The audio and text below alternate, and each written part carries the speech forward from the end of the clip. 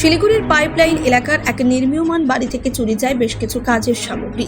চুরির পরেই লিখিত অভিযোগ জমা পড়ে নিউ জলপাইগুড়ি থানায়। অভিযোগের ভিত্তিতে তদন্ত শুরু করে পুলিশ।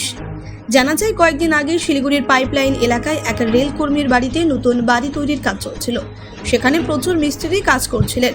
কাজের শেষে মিস্ত্রিদের সমস্ত কাজের সামগ্রী সেই বাড়িতে রেখে যেতেন মিস্ত্রিরা।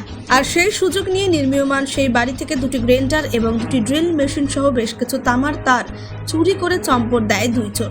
নিউ জলপাইগুড়ি থানার সাদা পোশাকের পুলিশ বিভিন্ন সূত্রকে কাজে লাগিয়ে শনিবার রাতে আয়ুষ রাউত এবং তপন দাসকে গ্রেপ্তার করে।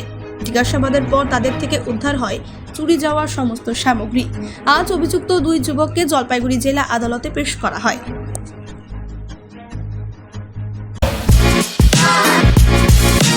Want luxurious interiors at affordable prices? Get your dream home interiors at Swerve Squad Group.